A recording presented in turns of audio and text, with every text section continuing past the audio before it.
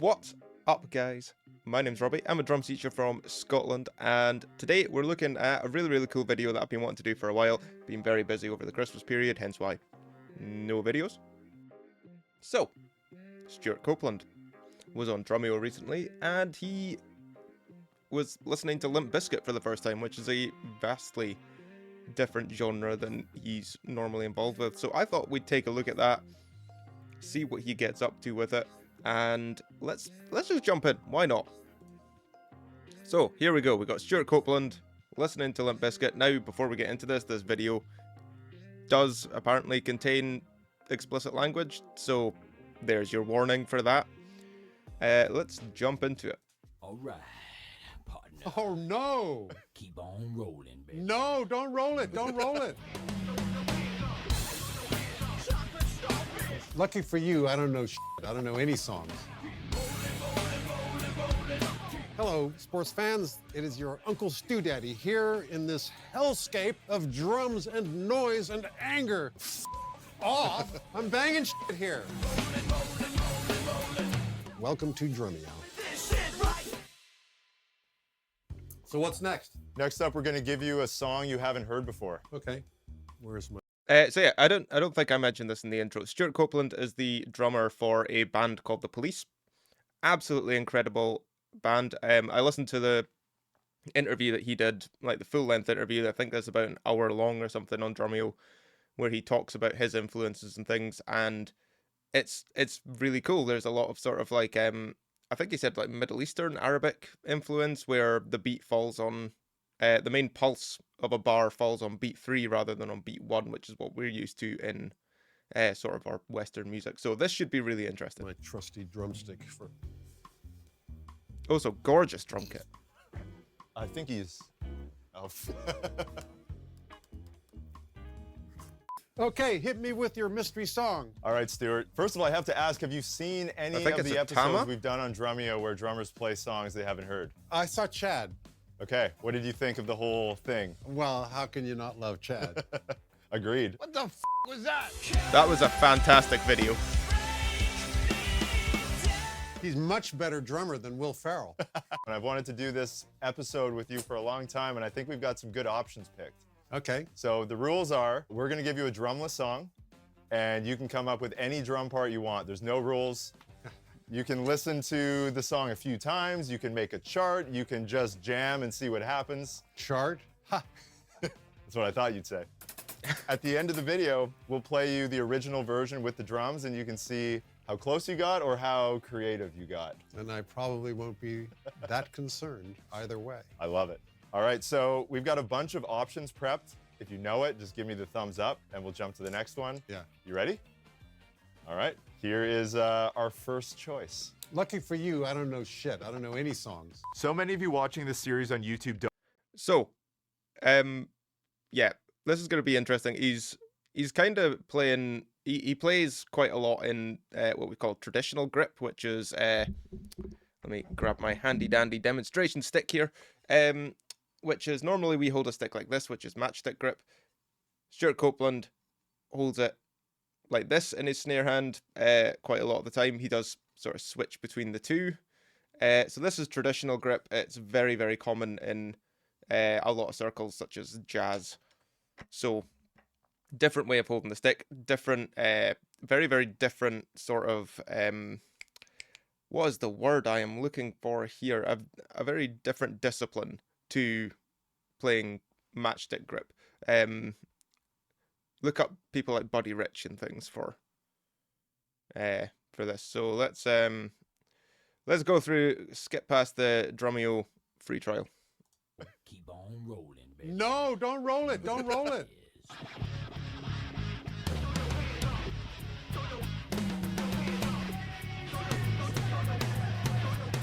Oh, beautiful sounding toms.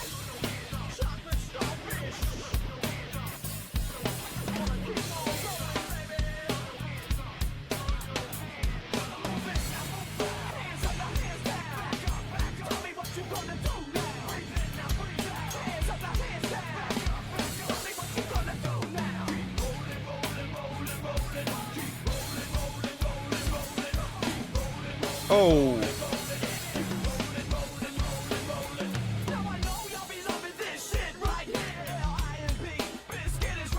using the bell of the ride a lot.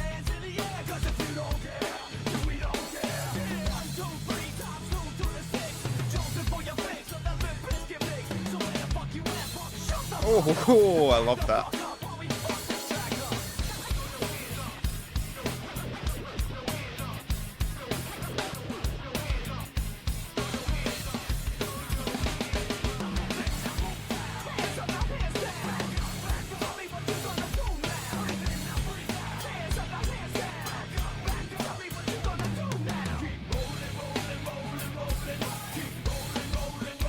Go. So he had a slight pause there, but straight back in on the beat.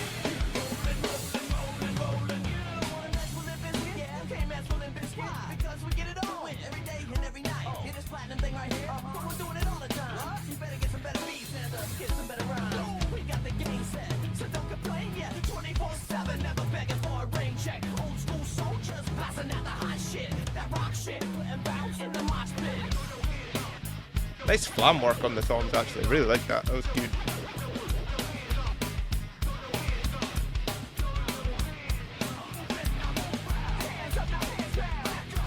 Double time? Okay.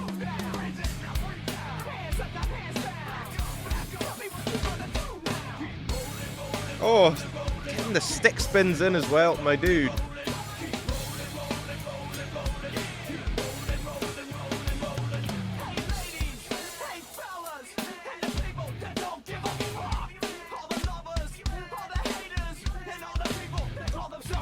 Just stripping it down. Love it.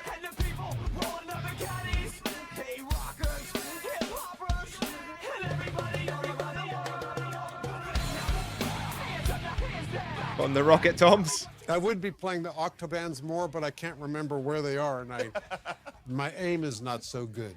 We got to talk to the original drummer. I'm sure there were octos all over it. Yeah, you're right. Yeah, all over that Lin 2000. Exactly.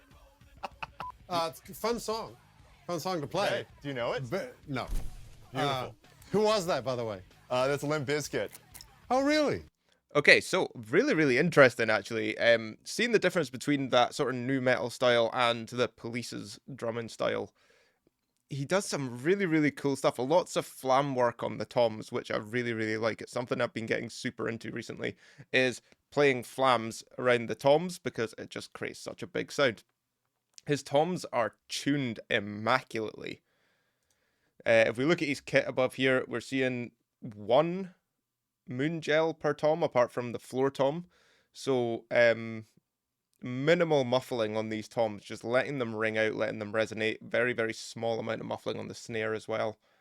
And just absolutely fantastic sounding kit. We've got the rocket toms or octobands up here. Wow, it was just cool seeing that.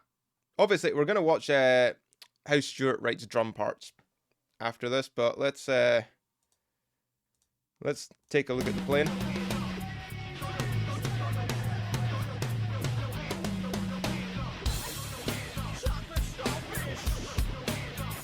See, just straight in on the those little punches.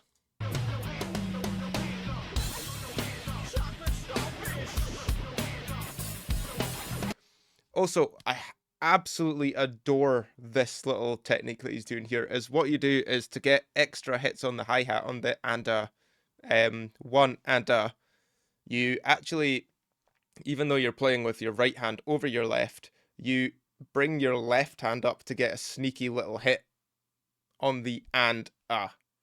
So you're doing right, left, right on the hi-hat, and it's just such a good little technique. You get that sneaky little extra hit in. There, you see it there. Nice punches.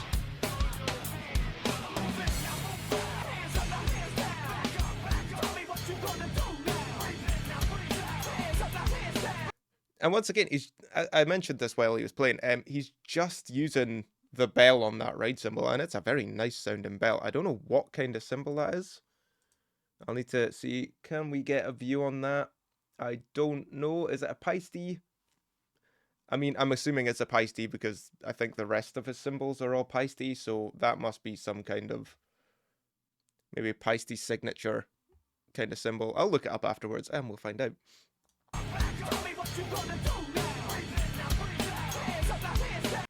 And using that right hand there on the bell, 1 and a, 2 and a, there's little tiny accents like that which he's bringing into it.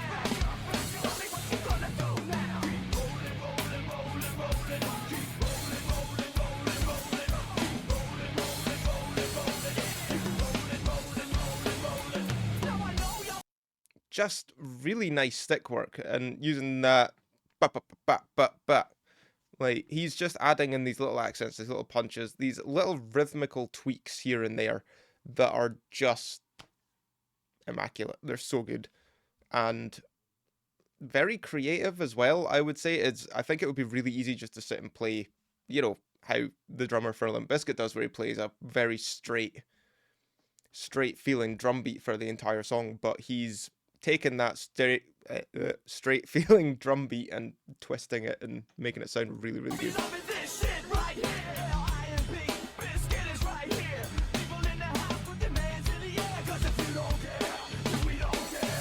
Couple of flourishes on that double kick.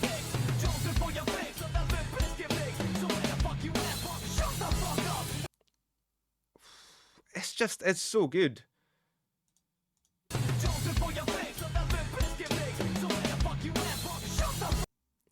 And that little flourish there is just... I'm trying to count it in my head. It's not working very well, but...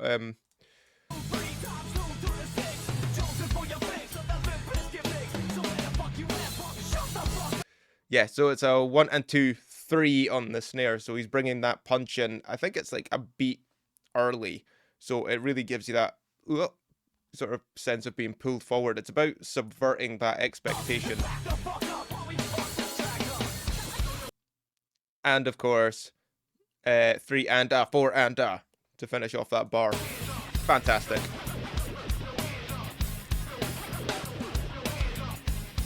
You see that? You saw that little hi-hat flick again there? He's been doing it the whole time, but it's absolutely great. It's a brilliant technique that you should definitely try and learn if you don't already practice it. Flam work.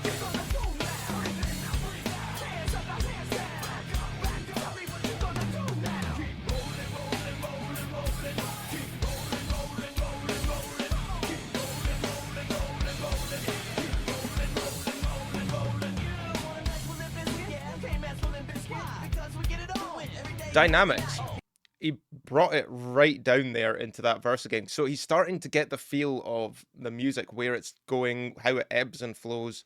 So bringing the dynamics right down into that verse and just playing to the song. But then I think he brings it back up again pretty quick.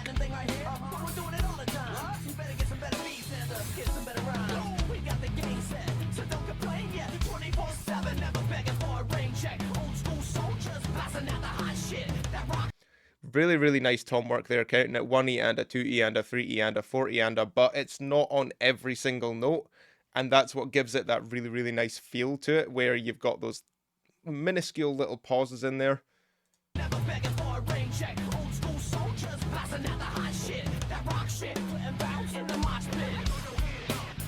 Really nice.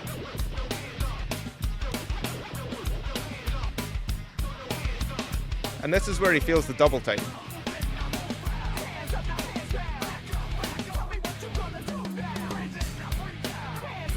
But then immediately he kind of knows something's not right with that double time, so he does flip it back into that regular time. So if you're unaware, double time, what we mean by that is we take the tempo and we double it. So if a song is at, say, I don't know, 80 beats per minute, and there is a double time section in it, it means that it now feels like it's 160 beats per minute, if my math is correct on that. As I say, drummers can only count to 4. So yeah, double time feel is that. Half time feel would be the opposite way. So if it was at 100, then you'd go down to what feels like 50. So that's that terminology for you there. Double time, half time, and then just regular.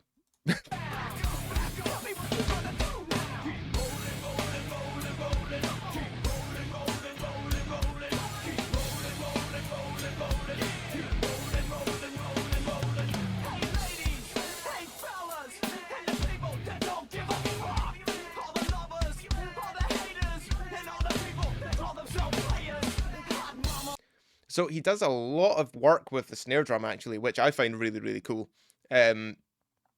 Just using those flams, there's drags in there, and taking rhythmic elements and like just building on them and stripping them down, taking things out. It's a whole process that's going on here. It sounds really cool, even though it's actually kind of simplistic.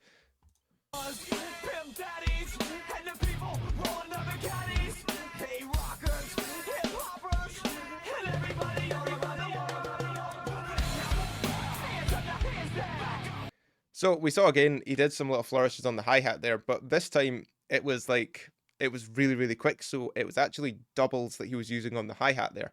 So you had sort of like almost like a group of five, or a group of 5 or a group of 3 hi-hats there. And it's just like he's going up with the left, left, right. So you're doing right, left, left, right. So you end up with that really, really cool flourish. So practice your doubles, because stuff like that becomes possible by having really, really solid double stroke rolls.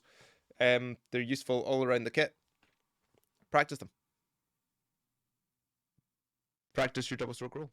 Now, let's take a look at the section here where he talks about how he writes songs for the police, or how he writes drum parts anyway. So for anyone who isn't familiar with like your approach to coming up with parts and stuff, obviously it's very like improvisational and instinctual. Like, can you talk a little bit about that, and when you come up with drum parts, what the process is like? I don't.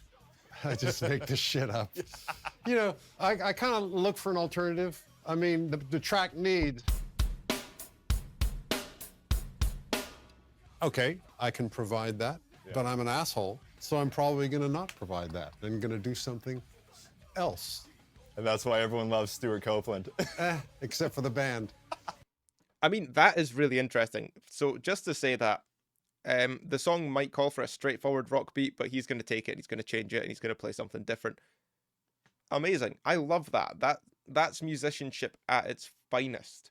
You can change the entire feel of a song simply by changing the drums slightly. It doesn't even have to be a huge change to the drum part. It's just a very, very small change can make all the difference. Making a big change can completely change how all the instruments are now interacting with each other. So it's a really, really fantastic thing to hear, and it's very, as he says, very improvisational, which is really, really cool. I love experimenting with drum parts to come up with things for people. I used to do quite a bit of session work. You used to be able to hire me on websites like Fiverr and stuff to do drums for your tracks and stuff like that. And yeah, I really enjoyed that process of writing drum parts and coming up with them. It was a very improvisational process. I would just try and jam along with the track at first, and then I would see what elements I would come back to, and that would be when I'd be like, right, okay, so that goes there, because to my ear that sounds really good. So let's see what else he's got to say. So even with the police, that was your whole approach, was instinct, just do kind of whatever comes to mind. Yeah, I actually did try very hard to make my band happy. And when Stingo would have an idea for something, I absolutely would listen, because he actually is pretty good at this stuff. And I would listen, but then I'd forget. And instinct takes over, and I did my best. You know, I only wished to please. And I wasn't being obstinate or anything when I didn't do what he asked. It was just because I forgot. And every morning I'm sure Sting would look in the mirror with Trudy standing next to him saying, just let Stewart be Stewart. And he would try his best.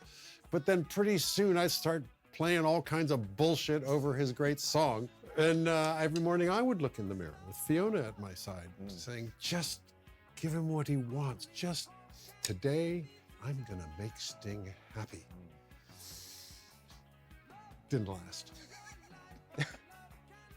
But that's the magic right there. Well, that was the intention. Yeah. That was the intention. Our intentions were always really good, but then that old bugaboo, that thing that used to always piss us both off, that point of conflict would always rear its ugly head, that thing known as the music. And the reason for that is we make music for different reasons. We listen to music for different reasons. We listen out for different things in the music. Most people listen to a song and they listen to the words in the song, and they drive in their car and they're singing the words to the song, and that's the story. I don't listen to the words. I don't listen to the singing. I listen to the riff. Yeah. So that's a really fantastic point that he's raising there. Music is, above all else, an art form. We do it to connect with people. We listen to it because we connect with it. If you don't like a certain type of music, that's just because you're not connecting with that type of music, or maybe you just don't like the way it sounds.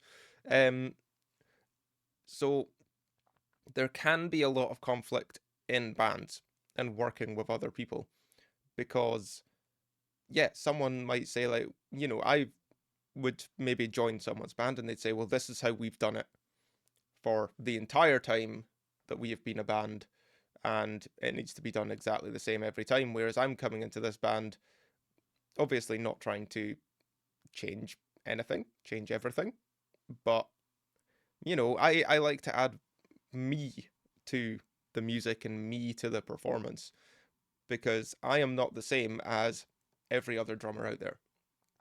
I excel at things that other drummers might find difficult. Other drummers definitely excel at things that I find difficult and I sort of struggle to incorporate. So the important thing is, when it comes to music, what he's kind of saying here is just be you. Express yourself the way that you want to express yourself, and it doesn't have to be liked by everyone. The Police were one of the biggest bands for quite a long time, and they did that by simply saying, well, obviously Stewart Copeland here is just being like, I didn't care, I forgot what he wanted and I just went and did me. And that is exactly what music is about. Be yourself, and it doesn't matter about anything else, because music is your expression. As I'm fond of saying, you know, I don't know the words to any Beatles songs, but I can sing you every Ringo drum fill. I'm a riff guy.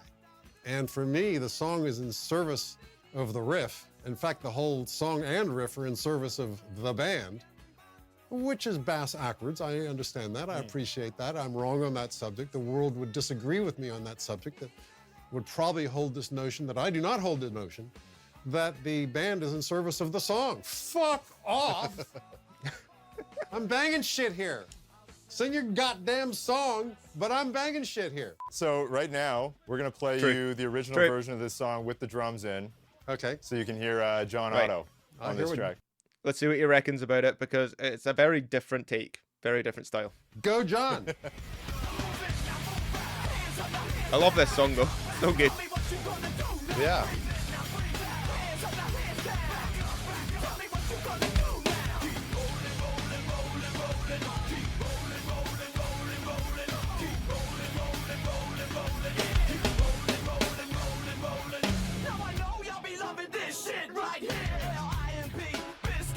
See there?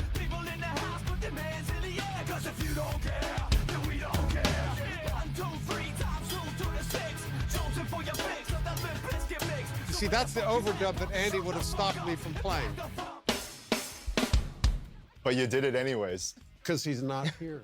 Go, John. That's a great track. Any final thoughts on this whole experience? Well, I just noticed that, by the way, these are my drums. I go to play a show with the Atlanta Symphony or the Vancouver or whatever, and there's drums there. Jeff sets them up. They're store-bought. My drums are, you can buy them in any store, and they do. And I different drum set every city I play. Yeah. So I don't have to carry them around. But these are mine.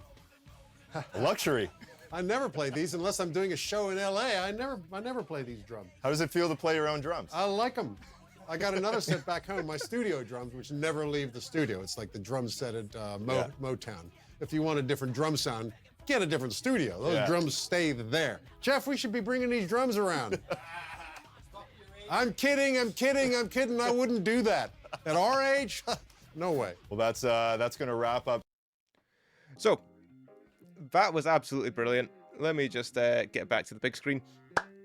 That was great. I love Stewart Copeland. I love his energy, and I think his approach to music is absolutely incredible. I think people should serve, serve themselves in music a little bit more. It is expression, and it's how you are, at least musically, presenting yourself to the world. So it's been really, really interesting. I've not talked a huge amount about technique in here because I think I've kind of covered a lot of it in sort of previous videos. So, as I say, 2025, let's keep going with the videos, and I will see you guys in the next one. If you've made it this far, you deserve a cookie. And yeah, I will see you whenever I decide to upload something next. Bye-bye.